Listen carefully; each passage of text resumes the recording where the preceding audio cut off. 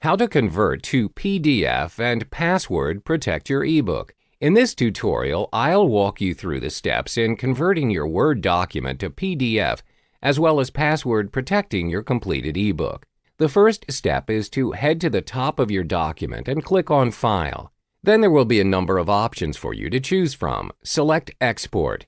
When you have clicked on Export, you will then have two options, which is Create PDF XPS Document and Change File Type. Select Create PDF XPS Document. A window will pop up once you have clicked on the selection. This window will enable you to select where you want to save your exported file. To make it easier for you to search for your file, I recommend you save it on your desktop. The next step is to password protect your ebook. You can see on the right-hand side of the pop-up window there is an Options button. Click on it and a small pop-up window will appear. Under PDF Options, tick on the box that says Encrypt the document with a password. Then click OK. A window will pop up asking you for your password. Type in your preferred password and re-enter your password. When you are done, click OK. Then proceed to click Publish. Your document is now saved in PDF version and is secured. I recommend that you cross-check your saved document. When you open your document, a password will be required before you can view the content. When you have typed in your password correctly, you can then access your document and its full content. Hello and welcome to the Content Creation video course. For this first tutorial, I'll walk you through the simple formula for your ebook content creation. I like to call this rule the 5x5 formula.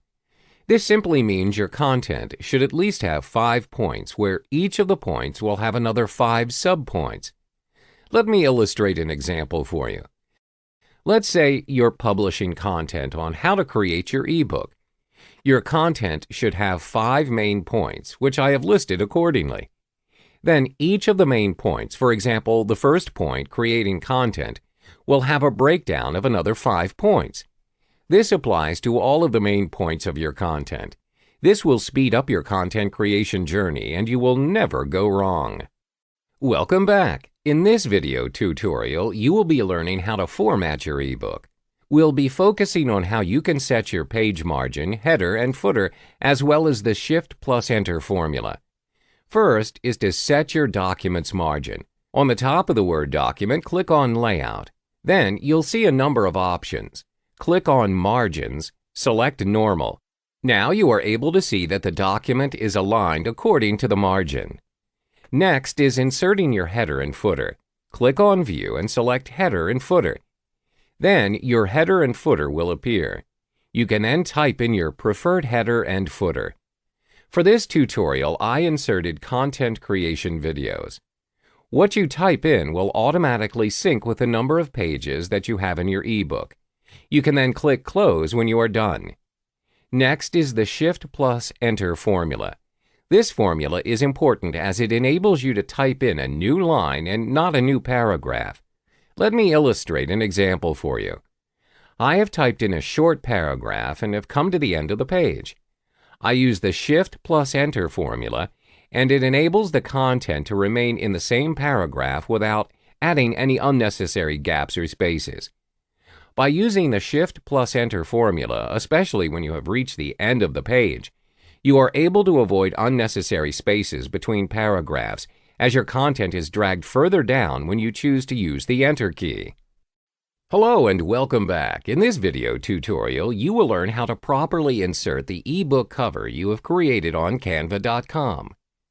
The first step is to head to the top of your Word document and click on Layout. Then proceed to click on Size, where it will display a number of document measurements. Select A4 as your standard document size. The next step is to insert the cover image you have created on Canva. Click on Insert and select Photo. Click on Picture from File.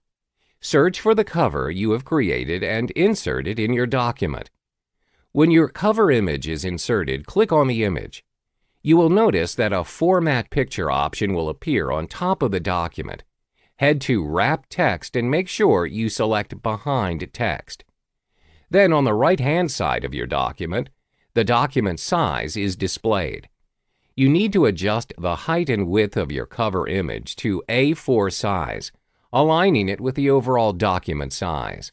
The height of your image should be 29.7 centimeters, while the width is 21 centimeters. Now you may see that your cover image size is changed to A4. Click on the image and adjust it more to fit the document. However, you may notice that the size of your image may change slightly when you are adjusting the image to fit the document. That is completely fine.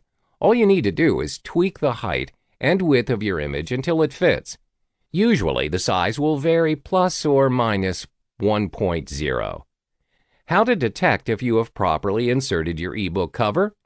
This is when you can see no white lines on the sides as well as the top and bottom of your document. This means your cover image has occupied the whole space of the blank page. You are then good to go. Hello and welcome back. In this video tutorial, you will learn how to create your table of contents in a systematic way. Your content will appear in a more organized and easy to comprehend manner.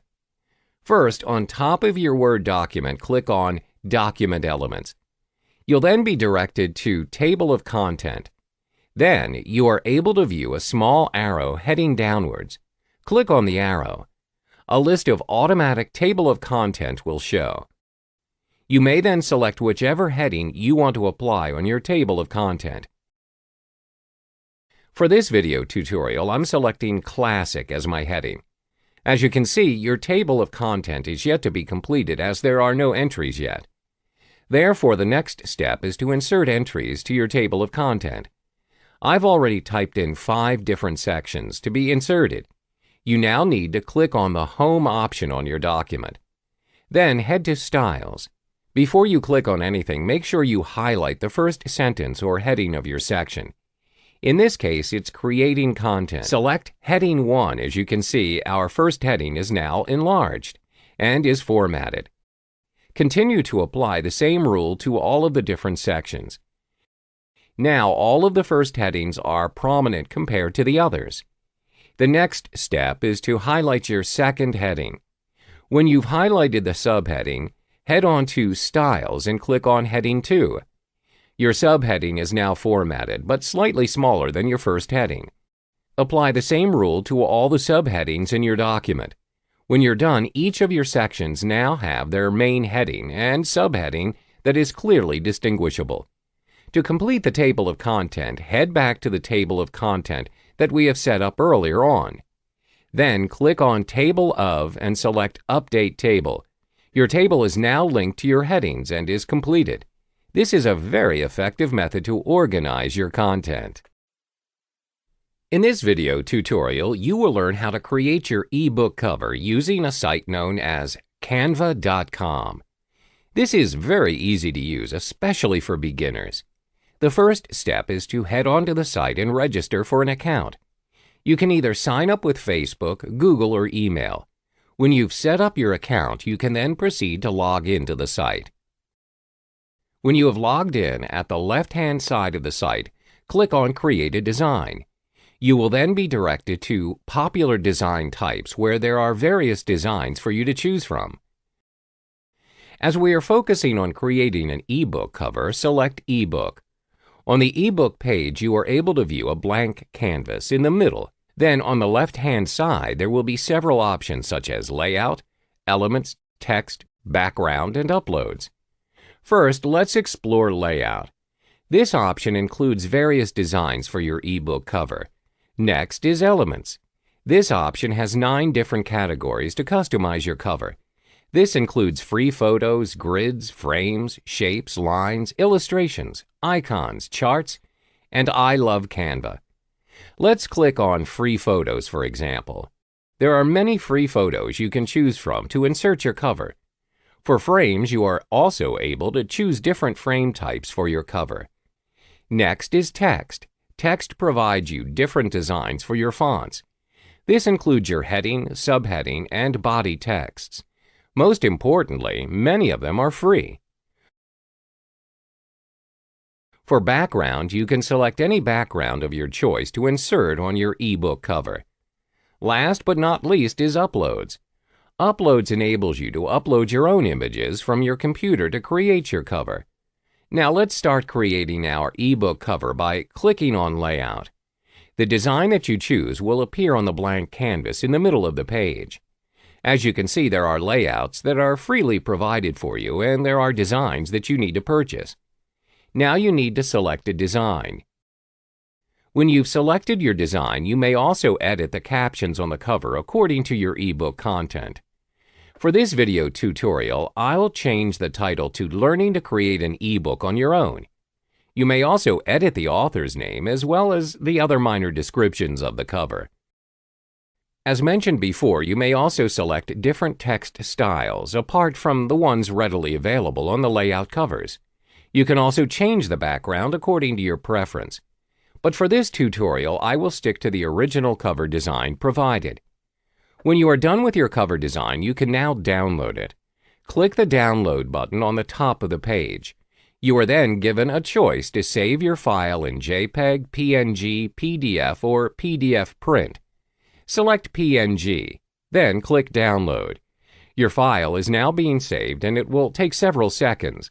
When it's downloaded, your ebook cover is now good to go and ready to use. For this part, I will show you how to edit your video. This includes splitting and cutting videos. Additionally, you will learn how to separate the audio from its video and adding new audio for the video. Let's get to it. Click Import Media and choose the recording that you've done previously with Camtasia. As you can see, that recording will be put in your media bin. To begin, just drag and drop the video to the timeline below. Most of your editing process will be done here in the timeline. You can click play to preview the recorded video. Before we begin editing, I would suggest you magnify the track by adjusting the magnifying bar here. You can also adjust the track height if you want a bigger view of your track. Moving on, say for example you want to cut the first part of the video. To do so, you need to split your video. Simply drag the tracker to the part where you want to split it, then click the Split option on top. As you can see, you just separated the first part of the video from the main video. To remove it, all you have to do is highlight on the split part and click Cut. There you have it. Now I'll show you how to separate the audio from its video while adding a new audio to your track. Right-click the video and choose Separate Audio and Video option.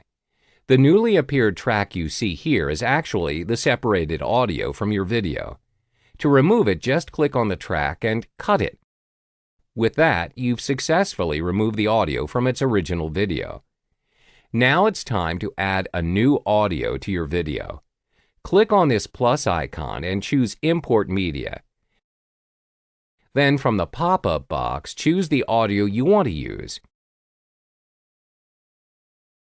Drag and drop the audio into the timeline and you are done.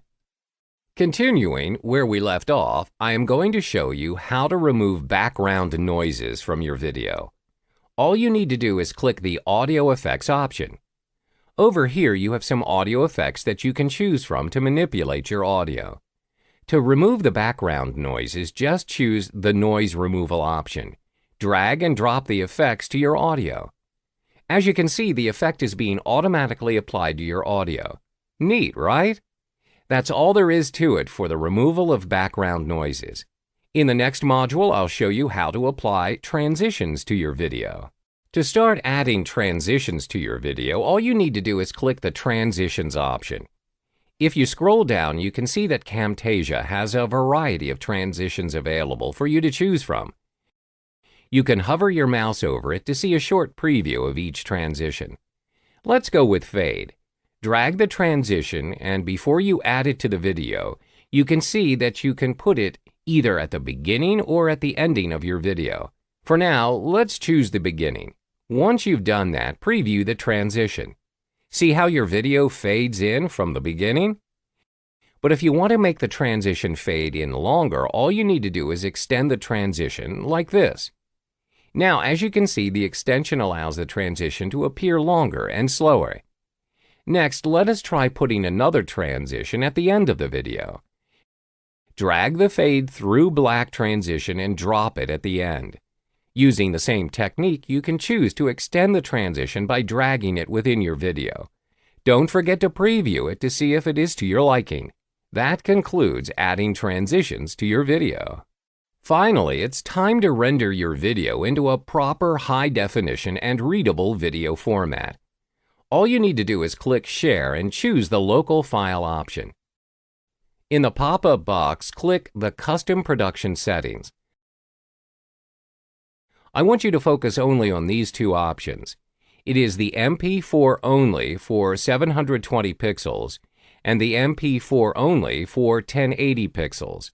A high-definition content recording is a must for all kinds of videos you want to create. That is why these two are the best options out there. For this tutorial, I'm going with MP4 only for 720 pixels. Moving forward, label your production or project name. Don't forget to choose the destination folder on where you want to save it. Then click Finish. As you can see, a progress bar showed up. Wait for it to finish rendering and you will be notified that your production is complete. Click on Open Production Folder to look up on your video. There you have it. You've successfully recorded an on-screen content video and rendered it to MP4. Your content is now ready to be uploaded and shared across multiple platforms.